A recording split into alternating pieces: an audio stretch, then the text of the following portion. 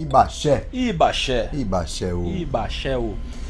Rodrigo, última vez que nós estivemos aqui, nós falamos sobre Orúmila. Sobre Orúmila.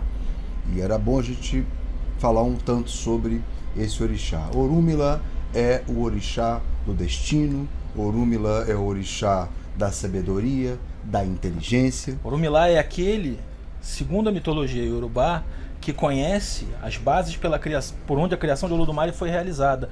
Logo conhece o propósito e o destino de tudo aquilo que surgiu no Aie e no Orum. Quer dizer, o papel de Orúmila em todo o panteão iorubá, ele é central, porque ele está associado à inteligência, à sabedoria, à consulta oracular. Está associado ao apoio ao outro. Orúmila aparece na cosmogonia iorubá sempre como aquele que dá apoio a todas as divindades. Né? Nas histórias que falam da criação do mundo, na primeira tentativa da criação do mundo, porque houveram mais de uma, ele vem à Terra como o mais novo, e é aquele que deve servir aos orixás.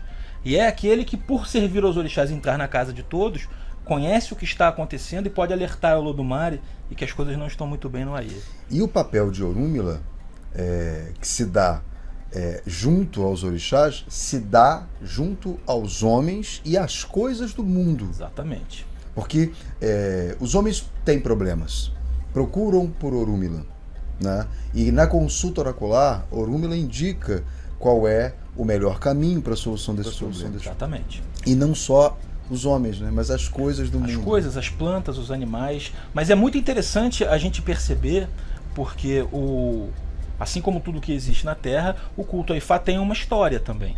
Para além de todas as histórias da sua metafísica, da sua literatura, existe um sentido histórico desse personagem que é documentado. Alguns autores falaram sobre isso, como por exemplo um que a gente já falou aqui num outro programa, que é o Samuel Johnson. O Samuel Johnson foi aquele que fez a primeira tradução da Bíblia para Iorubá. E ele escreveu alguns outros livros, entre eles a história do povo Iorubá.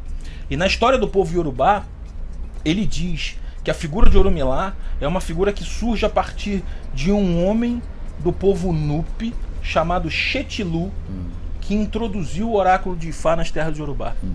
E essa figura é uma figura muito interessante, porque nesse registro do Samuel Johnson, ele aparece como um cego.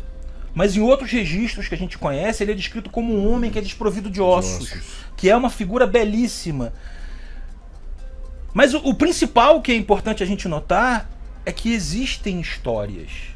E a literatura de Ifá ensina pra gente que, para além da realidade das histórias, existem seus sentidos intrínsecos que falam das nossas realidades pessoais, e isso está na essência do oráculo de Ifá. E tem uma coisa interessante, né, Rodrigo, que a gente fala da história.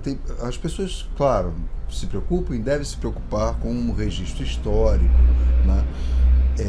Mas para além do registro histórico, né, existem os registros orais, as histórias que são contadas de Orúmila e que geram uma forma de compreensão em torno desse personagem, né, que a gente pode pensar, é um personagem histórico, é um personagem mitológico, sobre diversos aspectos a gente poderia ter a audácia de dizer, isso não importa. Exatamente, né? Porque acima de tudo, nos versos e nas histórias, nos itãs da literatura de Ifá, os personagens falam muito.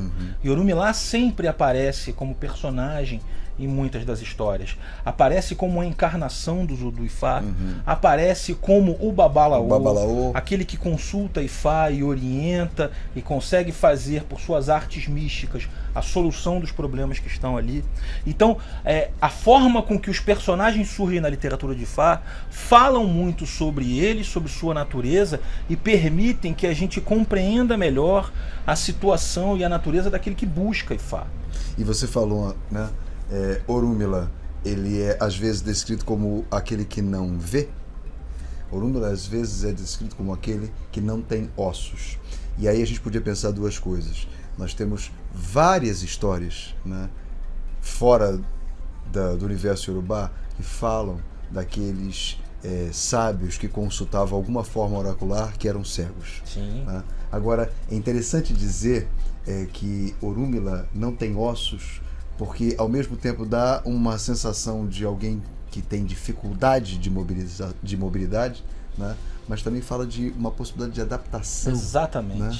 De ser maleável. Maleável. Né? Qualquer lugar o cabe. Que um homem com ossos, duro com seus ossos, pesado com seus ossos, não teria. Exatamente. Gente, olha, estamos introduzindo o assunto, né? E nós vamos voltar a falar de Orúmila agora com outros aspectos. Vamos falar de histórias. Assina o nosso canal, curte o nosso vídeo. Isso, acompanha a gente nas redes sociais.